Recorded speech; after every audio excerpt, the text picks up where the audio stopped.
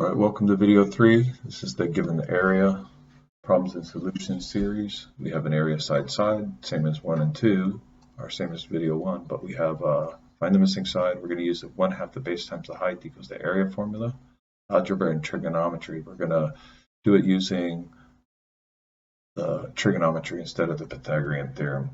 You know, you could use a combination of both, but this one's going to be all trig, just grinding out the solution in trigonometry. So let's go to in trig. Okay, so let's go to the first one.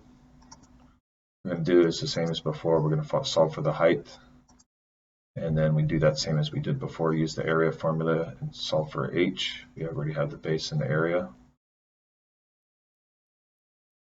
Then we're going to use the sine formula. So sine of an angle is opposite side over adjacent side. Since we solved for the h, we have this right triangle here, and we can solve for a using the arc sine. So here's the way we do it. Typically, I'm showing a few extra steps here, but let's do like this. Make it in this, I can write arc sine, open parentheses, 18 divided by 36. And I can copy that. I can go right to the calculator. In this program, I can do it. And then just get automatically it'll return 30. So that's pretty much, I think we already went through that a little bit in video 2, how to get that in Excel. So here's what we're going to do. We're going to solve for this side instead before we solved for x using the Pythagorean theorem. Right here, we're going to use the cosine. So we know that we have the angle, opposite, and adjacent. So we could use opposite over adjacent. And because we have the angle, that would be the tangent, or we can use the adjacent over the hypotenuse, which is the cosine. So the cosine of 30 is 20 plus x divided by 36. And that's what we've got here, 20 plus x in parentheses. Doesn't really matter if it's in parentheses now. Anyways, I'm not an algebra teacher, man. Put it in parentheses to be safe. We have divided by 36. Yeah, otherwise you'd divide x by 36 first. So you put it in parentheses. And then, so 20 plus x divided by 36 is equal to the cosine of 30. Then you take the 36, multiply both sides by 36. So, you know, just follow the algebra, solve for x. I don't know, that's not an algebra lesson. So if you're struggling with algebra, that's going to be pretty easy. If you see this, you can follow along. And then here I did solve for x. And then here I did it using the tangent. So the tangent to 30 is 18 divided by 20 plus x. And we have tangent of 30 is equal to 18 divided by 20 plus x. And then you solve for x and you get 11.1769. And then let's look at the next step is, you know, it'd be easier, more accurate to use the Pythagorean theorem because you're using both if they're of these two, so you could average out better on the result to get D, but this is, we're just using trig to grind out the answer in trig. So we want to solve for this angle. And we're going to do that by going 18. So the arctangent of h is equal to 18 divided by 11.1769. So we said the arctangent of that. And here again, I'm going to do that in this program, arctangent of 18 divided by 0.1769. 1453, 62, enter. So this is, we want to copy that.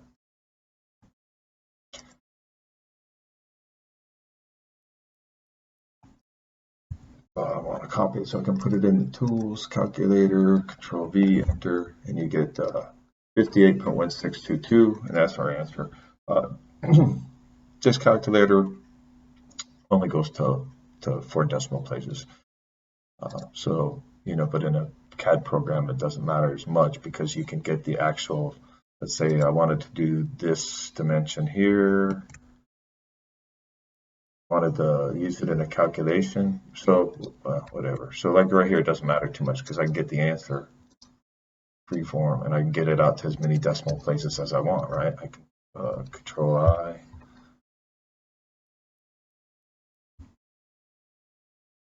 Units and tolerance, we go to, I can put it up to 10, right? So I can get what I need in the CAD program, so it's not as important.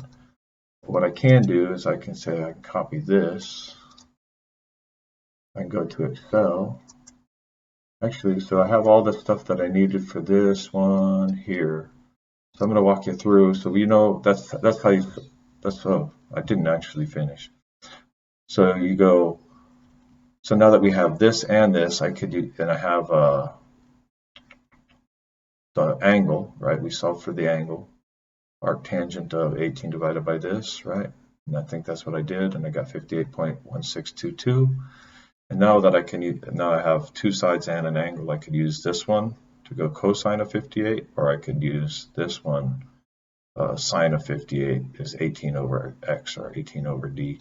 And I could, which one did I use here? I used sine, so I used 58. I used, in this case, 18 is an exact number. It's going to get better. There's going to be a little residual error, but I'm going to get a better answer.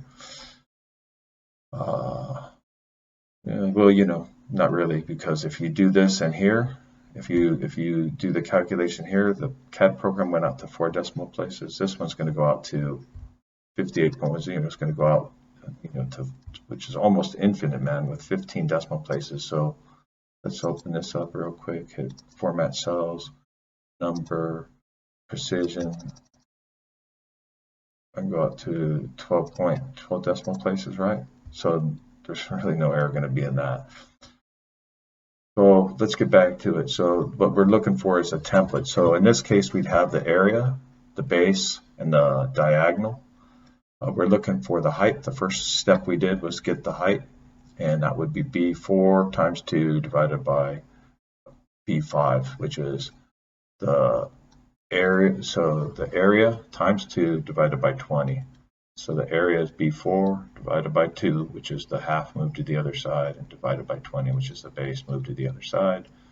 And we get, that's our formula. So we solve for 18 there. And then when you get to, I don't know why I got a 0 here, degrees A sine B8. Oh, because I had something else here and I deleted it because it was just a little bit confusing to have them both. So we have the arc sine. So we were looking for the sine of that angle, right? We have 18, so the sine of 30 is equal to 18 over 36. So if you were to type it out, you'd say sine of angle A equals 18 divided by 36. And to get the formula, you'd say arc sine of 18 divided by 36. So let's go with the angle A. And here I've done it already. So you have degrees. So in Excel, you have to type in degrees arc sine to get the result that you want in degrees. Otherwise, it's going to return it in radians. And I think we already went through that a little bit here in number 2. So that's the deal. So that's how you solve for the angle. And then we moved to, I told you we did the cosine of 30 is 20 plus x over 36. So you solve for x, and then what we get is cosine of A is 20 plus x over 36. Solve for x, and you get cosine radians of 30, which we typed in there, that's B10, times B6, which was 36, B6, 36, and then minus the 20, because after that you move the 20 to the other side, the 20 plus x becomes a minus from both sides.